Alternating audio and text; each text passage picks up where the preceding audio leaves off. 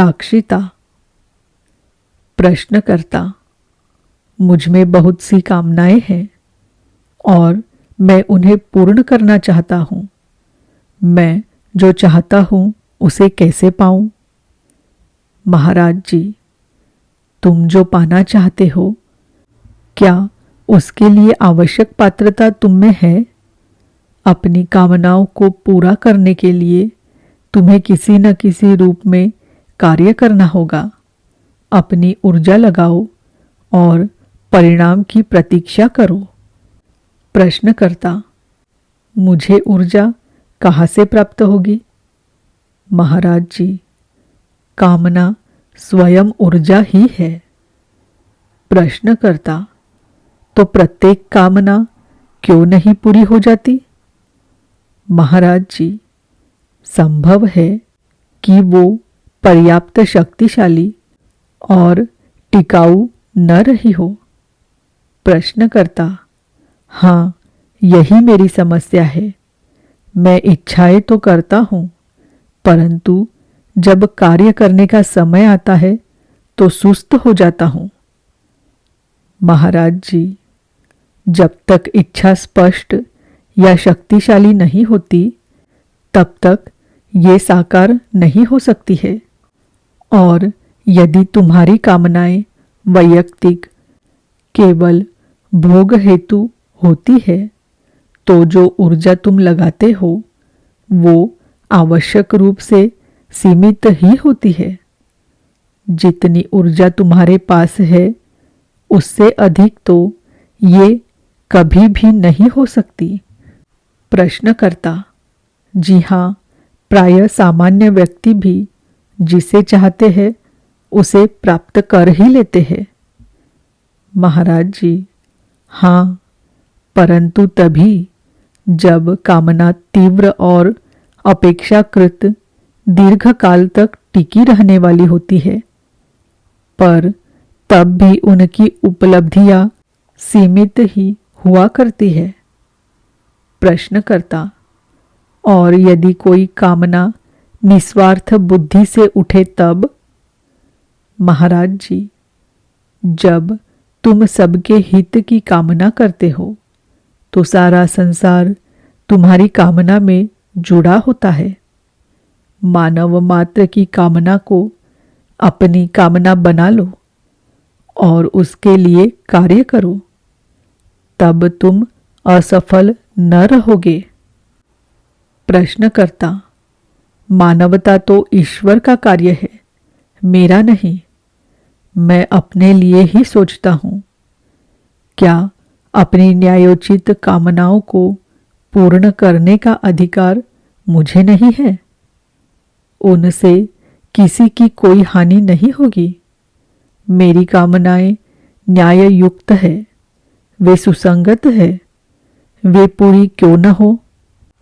महाराज जी, इच्छाएं परिस्थितियों के प्रसंग से ही सही अथवा गलत होती है।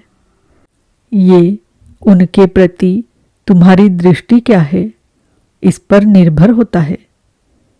केवल व्यक्ति के संदर्भ में ही सुसंगत और असंगत का ठीक ठीक निश्चय किया जा सकना संभव होता है।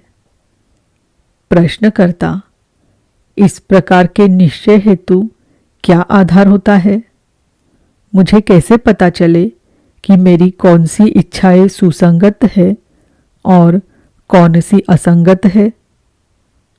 महाराज जी, तुम्हारे लिए वे गलत है जो दुख की ओर ले जाती हो, और वे ठीक है जो सुख की दिशा में ले जाए। परंतु तुम दूसरों को मत भूलो, उनके सुख दुख भी महत्व रखते हैं। प्रश्नकर्ता, परिणाम तो भविष्य में सामने आते हैं, मैं कैसे जान सकता हूँ कि वे क्या होंगे? महाराज जी, अपने मन से कार्य लो, स्मरण रखो, ध्यान दो। तुम दूसरों से भिन्न नहीं हो। उनके अधिकांश अनुभव तुम्हारे लिए आदर्श का कार्य करेंगे। स्पष्टता और गहराई से विचार करो। अपनी इच्छाओं की संरचना, उनकी शाखा प्रशाखाओं की परीक्षा करो। वे तुम्हारी मानसिक और भावनात्मक बनावट का सर्वाधिक महत्वपूर्ण अंश होती है और तुम्हारे कृत्यों को बलपूर्वक प्रभावित करती है। ये स्मरण रखो कि जिसे तुम ठीक से नहीं जान लेते, उसका त्याग कर पाना तुम्हारे लिए असंभव सा होता है। अपने से परे जाने के लिए तुम्हें अपने आप को जानना चाहिए। प्रश्नकर्ता: मेरे द्वारा अपने आप को जानने का क्या तात्पर्य है? यदि मैं अपने आप को जान लेता हूँ तो वास्तव में मुझे क्या ज्ञात हो जाता है? महाराज जी, वो सब जो तुम नहीं हो। प्रश्नकर्ता: और वो नहीं जो कि मैं हूँ? महाराज जी, जो तुम हो वो तो तुम हो ही। जो तुम नहीं हो उसे जान लेने पर तुम उससे छूट जाते हो और अपनी स्वयं की स्वाभाविक अवस्था में स्थिर हो जाते हो। ये सब बिल्कुल अपने आप और अनायास होता है। प्रश्नकर्ता: और क्या क्या आविष्कृत होता है? महाराज जी, तुम्हें ये स्पष्ट हो जाता है कि आविष्कार हेतु कुछ भी नहीं है। तुम वो हो जो तुम हो और ये पर्याप्त है। प्रश्नकर्ता: पर अंततः मैं हूँ कौन? महाराज जी, जो भी तुम नहीं हो उन सब का पूर्ण निषेध। प्रश्नकर्ता: मैं ठीक से समझ नहीं पा रहा हूँ। महाराज जी, तुम्हारी ये दृढ़ धारणा बन गई है कि तुम्हें कुछ न कुछ होना आवश्यक है। ये धारणा तुम्हारी दृष्टि को अवरुद्ध कर देती है। प्रश्नकर्ता: मैं इस धारणा से कैसे मुक्त हो सकता हूँ? महाराज जी, यदि तुम्हारा मुझ पर पूर्ण भरोसा है तो मेरे द्वारा ये बतलाया जाने पर कि तुम वह शुद्ध चैतन्य हो जो चेतना को और इसके संपूर्ण अंतर तत्व को भी प्रकाशित करता है, तुम्हें इस बात पर भी विश्वास रखना चाहिए। इसे साक्षात अनुभव कर तदनुसार जीने ही लगो। और यदि मुझ पर तुम्हें विश्वास नहीं है तो स्वयं अपने अंतर में उतरो और मैं कौन हूँ की खोज करो, या फिर अपने मन को मैं हूँ पर केंद्रित करो, जो कि शुद्ध और सहज सत्ता मात्र है। प्रश्नकर्ता: मेरी आप में श्रद्धा का क्या आधार हो सकता है?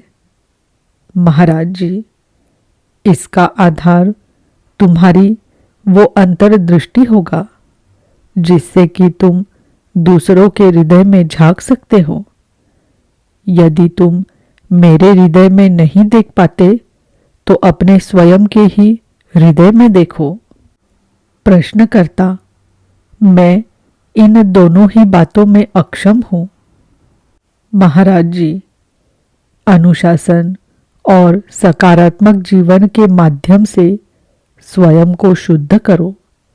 अपने विचारों, भावनाओं, वाणी और कार्यों पर ध्यान दो।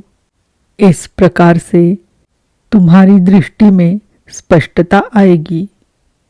प्रश्नकर्ता: क्या इससे पहले ये आवश्यक नहीं है कि मैं सब कुछ छोड़ दूं, अपना घर भी त्याग दूं? महाराज जी, तुम छोड़ नहीं सकते।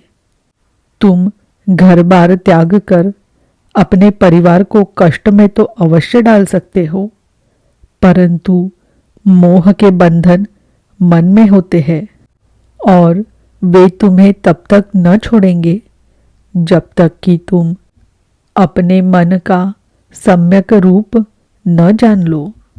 पहला कार्य पहले करो, अपने आप को जान लो, अन्य अपनी चिंता स्वयं कर लेगा। प्रश्नकर्ता, पर आप मुझे बता चुके हैं कि मैं सर्वोच्च वास्तविकता ही हूँ। क्या ये अपने आप को जानना न हुआ? महाराज जी, तुम सर्वोच्च वास्तविकता तो अवश्य हो, पर उससे क्या? रेत का हर कण ईश्वर ही है, इसे जान लेना महत्वपूर्ण तो है, परंतु वह प्रारंभ भर है। प्रश्नकर्ता, ठीक है, आपने मुझे बताया कि मैं सर्वोच्च वास्तविकता हूँ। अब इसके पश्चात मेरे द्वारा क्या किया जाना आवश्यक है? महाराज जी, मैं तुम्हें कह ही चुका हूँ। उस सब का पता लगाओ जो कि तुम नहीं हो। देह, भावनाएं, विचार, धारणाएं, काल, आकाश, अस्तित्व या अनस्तित्व, ये अथवा वो, कोई भी इंद्रिय ग्राह्य अथवा कल्पित आकृति की वस्तु जिसकी ओर तुम संकेत कर सको, तुम नहीं हो। केवल शाब्दिक वक्तव्य काम न देंगे। तुम अनवरत किसी सूत्र सा दोहराते रहो तो कोई बात न बनेगी। तुम्हें अपने आप पर निरंतर दृष्टि रखनी होगी, विशेषतः तुम्हारे मन पर। प्रति क्षण बिना कुछ भी चूके स्व अर्थात अपने आप से पर अर्थात जो स्व नहीं है के पृथक पृथक हो सकने के लिए ये आवश्यक है। प्रश्नकर्ता, साक्षिता, साक्षी रहना क्या मेरा वास्तविक स्वरूप नहीं है? महाराज जी, साक्षी रहने की स्थिति में भी कोई अन्य वस्तु है जिसका साक्षी हुआ जाता है, अर्थात फिर भी हम द्वैत में ही है। प्रश्नकर्ता, साक्षी की साक्षिता के बारे में क्या कहेंगे? चैतन्य का चैतन्य? महाराज जी, शब्दों को जोड़ने भर से प्रगति नहीं होती। अपने अंतर में प्रवेश करो और तुम क्या नहीं हो इसे खोजो। अन्य बातों का कोई महत्व नहीं है।